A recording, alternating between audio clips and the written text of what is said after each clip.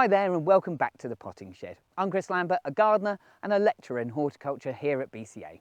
In this week's episode, I'll be showing you how to make a raised bed out of reclaimed timber and telling you all about the humble dandelion which is rearing its head across our nation's gardens. This week, we'll be making friends with a weed that is considered the bane of anyone wanting the perfect lawn. Though their bright yellow heads may bring a welcome splash of colour, their rapid colonisation and tenacious hold on the soil, thanks to their thick fleshy taproot, makes many a gardener leap to the attack. I am of course talking about the dandelion, or Taraxacum officinale. The common name of dandelion is taken from the French dandelion, which means lion's tooth and relates to the toothed edges of their leaves.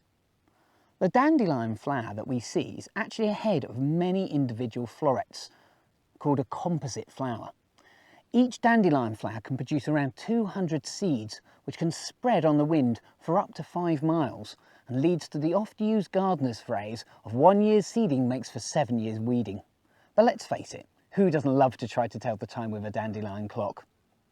Now, it may be hard to convince you that a few dandelions are worth having in your garden, but these plants have a plethora of uses.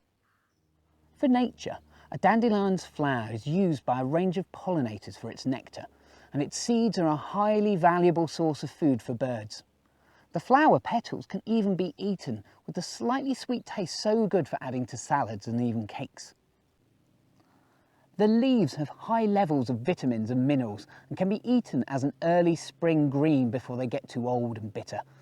They can also be used like spinach, where it's steamed or boiled and added to a variety of dishes. Their roots have been used for a range of medicinal purposes, especially for the liver, and it is one of the most used plants by traditional apothecaries. When dried and ground, the roots have been used as a coffee substitute that, when dried, tastes nice, but nothing like your traditional latte. The roots, though, are probably best known for being used in the traditional dandelion and burdock drink, which has been around since the 1800s. We tend to avoid eating the stalk or stem of the flower, owing to possible allergic reactions, but that doesn't mean it goes to waste. And current research is looking into the possibility of the sap, which contains latex, being used as a replacement in tyre production. So maybe next time you reach for your tool to yank out this troublemaker, why not stop and think what it can do for you, and maybe try eating it instead of weeding it. This week, I'm going to be teaching you how to make a raised bed. Now, raised beds are really useful when it comes to planting. It increases the rooting depth, makes it easier for you to reach your plants, and it adds a little bit of dynamic height to your garden. Raised beds can be made out of a whole range of different material, but mostly they're made out of wood. Now, many people will just reach for the humble pallet, but remember, they're quite difficult to pull apart sometimes. So if you're happy to persevere, then go for the pallet. You can buy these lovely chunky sleepers. They're a bit more expensive, but they will last for many years. But here at the college, we're going to be making use of our reduce, reuse and recycle scheme, and we're going to be using some old decking timber. So this decking timber is all been cut to shape and size.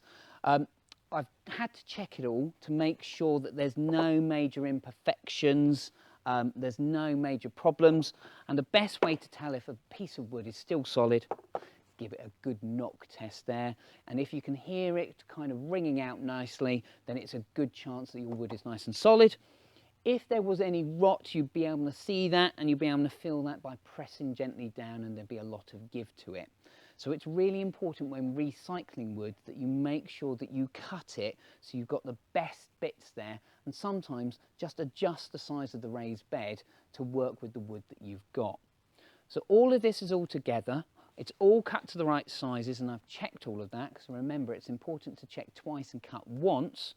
One of the only things to do before we start screwing it together is have a look at each of these bits, get either a wire brush or a stiff bristle brush like this, and give it a good wipe down. Make sure there's no soil on that. If there's still soil on it when you're about to kind of paint it, it will never stick to it, and it will just make it really problematic. So we've given that a nice big clean. We've got all of that ready to go. Let's start screwing it together. When fixing your raised bed together, it's really important to use screws instead of nails. As the wood gets wet, it expands, and when you've got it nailed together, there is a tendency for that wood to warp and then pull apart. So we're going to be using decking screws, which are exterior screws, and they bite really nicely into the wood and firmly hold it together. Now, it's really important that we don't need to have pilot holes, and that's holes already drilled into it, but it just helps us when we're getting everything measured and marked out. It is really important to make sure the size of the screws that you're using fit nicely and don't come all the way through. So once you've checked that and you've made sure everything is flush, make sure you know which bit is the top and which bit is the bottom, so everything has a nice flush finish. Then you can start to screw that in. So go slow and steady to begin with, make sure it bites in. Don't go too far, just in case anything goes wrong, and then you can start to build each thing together. These struts are going to help hold the whole structure together and will be in each corner. We'll also put something in the middle to give it a little bit more rigidity. These can be a little bit longer than the actual boards itself to then hold into the ground, but it's not needed. By the time you've got loads of soil in this, it will stay nice and sturdy as it is.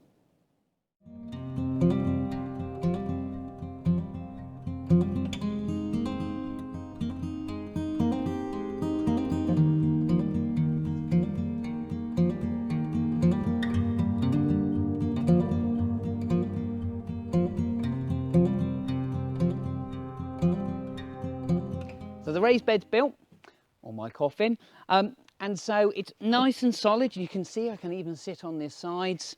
You can lift it up and you know you've done a solid job when that thing doesn't fall apart when you pick it up.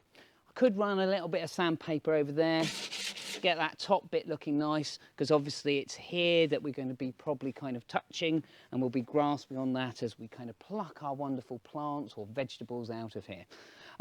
So once I've got this, I've got it all sanded down and ready to go.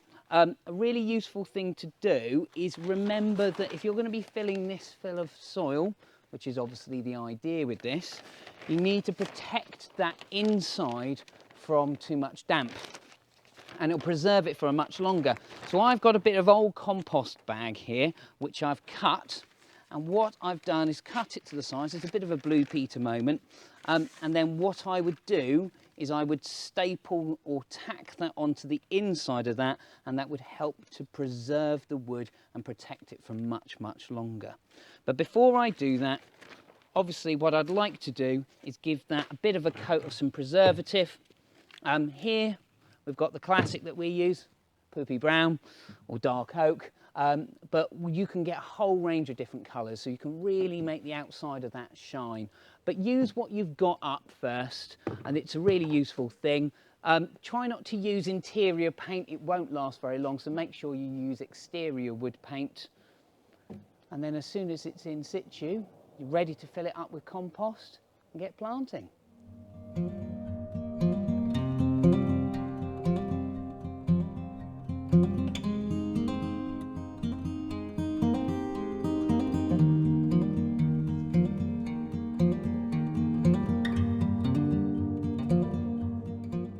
Thanks for joining us in the potting shed.